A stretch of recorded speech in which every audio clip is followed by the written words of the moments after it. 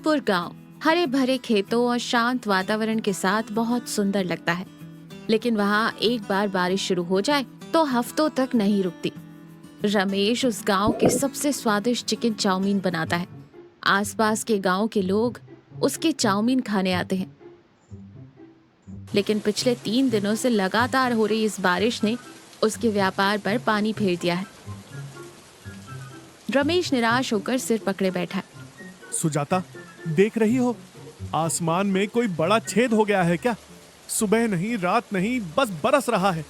3 दिन से मेरा ठेला घर के बाहर भीगकर रो रहा है। ऐसे ही और 4 दिन बारिश हुई तो हमें घर में ही चाउमीन की तरह उबलना पड़ेगा। 1 रुपए की भी बोहनी नहीं हुई। अरे ये क्या कह रहे हो? तो क्या जाकर आसमान से युद्ध करोगे? प्रकृति है तो बरसेगी। थोड़ा धैर्य रखिए, बारिश कम होते ही आपका व्यापार फिर से जोर पकड़ लेगा। तभी अचानक दरवाजा खुलता है। भुवन अपना छाता बंद करते हुए पानी झटकते हुए अंदर आता है। वो पूरी तरह भीग चुका है। रमेश भाई, ओ रमेश भाई, बाहर मूसलाधार बारिश हो रही है। जल्दी से 1 प्लेट गर्मा गर्म तीखी चिकन चाउमीन लगा दो यार। मेरे पेट में चूहे कबड्डी नहीं, सीधे फुटबॉल खेल रहे हैं। भुवन, तुम्हें बाहर तूफान दिखाई नहीं दे रहा क्या? ठेला निकालने की भी जगह नहीं है और तुम चाउमीन मांग रहे हो? या फिर ठेला लाकर इस बेडरूम में लगा दूं क्या? जाओ जाओ, आज कोई चाउमीन नहीं है।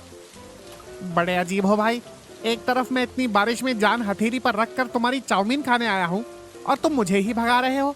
दोस्त के नाम पर कलंक हो तुम। भुवन भाई, आप इतना दिल पर मत लीजिए। ठेला बाहर कीचड़ में फंसा हुआ है।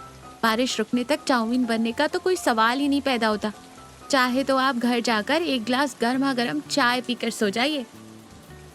भुवन निराश होकर अपना खाली पेट सहलाते हुए चला जाता है। रमेश दाढ़ी खुजाते हुए गहराई से कुछ सोचते हुए इधर उधर टहलता रहता है। रमेश बहुत उत्साह से उछलते कूदते हुए आता है। सुजाता बर्तन समेट रही होती है। मिल गया सुजाता, मिल गया। मुझे एक जबरदस्त आइडिया मिल गया। सुजाता चौंक जाती है। उसके हाथ से बर्तन नीचे गिर जाते हैं। क्या क्या हुआ? मेरी तो जान ही निकल गई। क्या मिल गया? कोई गुप्त खजाना मिल गया क्या? अरे खजाना नहीं सुजाता, दुकान लगाने के लिए एक सुपर प्लेस मिल गई। अपने गांव के बाहर पहाड़ी के पास जो नीलगिरी गुफा है ना, वो अंदर से बहुत बड़ी, गर्म और सूखी है। बारिश की एक बूंद भी अंदर नहीं आती। हम अपना स्टॉल ले जाकर उस गुफा के अंदर लगाएंगे। सुजाता सिर पीटते हुए कहती है, आपका दिमाग खराब हो गया है क्या? उस खंडर गुफा में चाउमीन खाने कौन आएगा? गांव वाले आपको देखकर कहेंगे। अरे रे, तुम्हें व्यापार का रहस्य समझ नहीं आ रहा है। इस ठंड और बारिश में लोगों को कुछ गर्मा गर्म और तीखा खाने का मन करता है, लेकिन वो भीगना नहीं चाहते। उस गुफा में तो बारिश की एक बूंद भी नहीं आती। सब एकदम सेफ है। तुम मेरी बात मानो, सारा सामान पैक करो, बाकी मैं संभाल लूंगा। गुफा के अंदर एक छोटा टेबल, गैस स्टोव लगाया गया है। आग की रोशनी में गुफा लाल और सुंदर सी दिख रही है। रमेश चाउमीन बना रहा है। भुवन एक कोने में बैठकर चाव से चाउमीन खा रहा है। मुंह में चाउमीन ठूसते हुए भुवन कहता है, अब्बा वाह रमेश, तुम आम आदमी नहीं हो भाई, पक्के जीनियस हो। गुफा के अंदर गर्मा गर्म चिकन चाउमीन, इसे खाते हुए तो ऐसा लग रहा है जैसे आदि मानव अचानक मॉडर्न हो गए हो। खाओ भुवन, खूब खाओ, लेकिन याद रखना, आज फ्री में देना नहीं हो पाएगा। पैसे कैश में देने पड़ेंगे। पुराने उधारी में ये ऐड नहीं होंगे। पता नहीं भुवन भाई, गुफा में अंदर से अंधेरा भी है। जरा देख कर खाइएगा, कहीं चाव से खाने के चक्कर में चाउमीन के साथ गलती से कोई चमगादड़ न चबा जाए। ये बात सुनते ही भुवन डर के मारे अचानक खांसने लगता है। गले में उसके नूडल्स फंस जाते हैं और फिर वो पानी पीता है। रमेश और सुजाता जोर से हंसते हैं। उस दिन रमेश का प्लान काम कर जाता है। गांव वाले छाता लेकर गुफा के अंदर चाउमीन खाकर जाते हैं। व्यापार जोरों से चल पड़ता है। सभी ग्राहक चले गए हैं।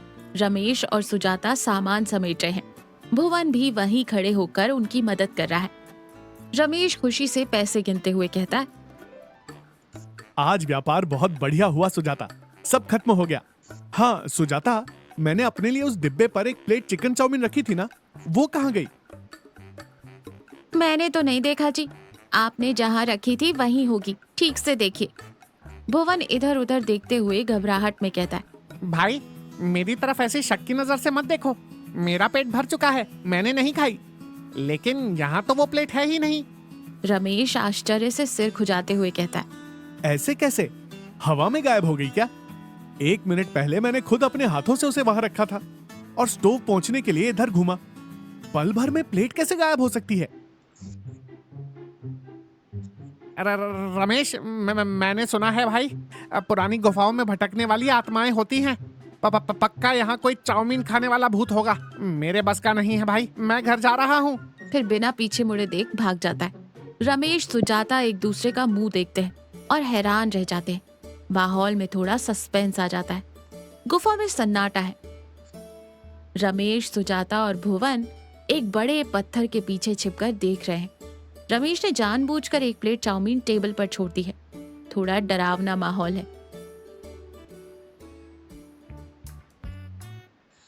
रमेश, पुण्य मिलेगा, मुझे छोड़ दे भाई। अगर भूत ने मुझे देख लिया तो चाउमीन की जगह मुझे ही तेल में फ्राई करके खा जाएगा। चुप रहो भुवन, वो भूत जो भी हो, आज मैं उसे पकड़ कर रहूंगा। तभी गुफा के अंदर अंधेरे से धीरे धीरे कदमों की आहट सुनाई देती है। तीनों अपनी सांसें रोककर देखते रहते हैं। अंधेरे में से एक बूढ़ी औरत गोमती धीरे धीरे कांपते हुए बाहर आती है। उसके कपड़े मैले और फटे हुए हैं। चेहरे पर कमजोरी और भूख साफ दिखाई दे रही है। वो डरते हुए चारों ओर देखती है और फिर टेबल के पास आती है। वो बेहद भूखी नजरों से चाउमीन की प्लेट को देख रही है। रमेश और सुजाता पत्थर के पीछे से बाहर आते हैं। उन्हें देखते ही वो बूढ़ी औरत बुरी तरह डरकर प्लेट छोड़ देती है और कांपते हुए पीछे कदम हटाती है। माँ जी, आप कौन हैं? इतनी रात गए इस घने अंधेरे गुफा में क्या कर रही हैं? मुझे माफ कर दो बेटा, मुझे पुलिस के हवाले मत करना। मैं कोई चोर नहीं हूँ बाबू, मैं बहुत बदनसीब हूँ। रोइए मत माता जी, आप डरिए मत, हम आपको कुछ नहीं कहेंगे। लेकिन आप यहाँ आए कैसे? मेरा नाम गोमती है बेटा, मैं पास के गांव में रहती थी। 4 दिन पहले आई बाढ़ में मेरी झोपड़ी ढह गई, सब कुछ बह गया। जान हथेली पर रखकर भागते हुए इस गांव की तरफ आ गई। यहाँ मैं किसी को नहीं जानती, जिंदगी में कभी किसी से भीख नहीं मांगी। स्वाभिमान आड़े आ गया, इसीलिए किसी से खाना भी नहीं मांग पाई। 2 दिन से भूखी हूँ। भूख बर्दाश्त नहीं हुई तो इस गुफा में छुप गई। तभी मुझे यहाँ ये खाना दिखाई दिया।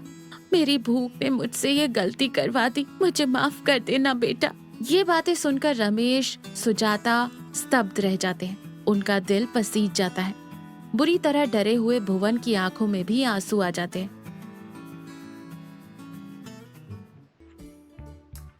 अरे माँ जी, इसमें माफी मांगने वाली क्या बात है? ये रमेश मेरा जिगरी दोस्त है, इसके पास बहुत सारी चाउमीन है। आपको जितनी चाहिए आप उतनी खा सकती हैं। माँ जी, आपने जो किया वो चोरी नहीं है। सच कहूं तो आज आपने मुझे जीवन का एक महान सत्य सिखाया है। इंसान जो भी मेहनत करता है, कमाता है, वो बस 4 निवाले खाने के लिए ही तो है। मेरे हाथों में इतना अच्छा खाना बनाने का हुनर है, और अगर मेरा खाना भूख से तड़प रहे किसी इंसान के काम ना आए तो मेरे इस व्यापार का, इस कमाई का क्या अर्थ है माँ जी?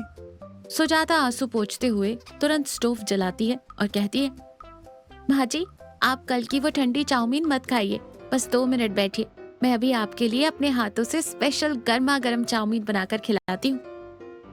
सुजाता तुरंत कढ़ाई रखती है और खुशबूदार गर्मा गर्म चाउमीन बनाकर गोमती को देती है। गोमती इस गर्म खाने से बहुत खुश होती है।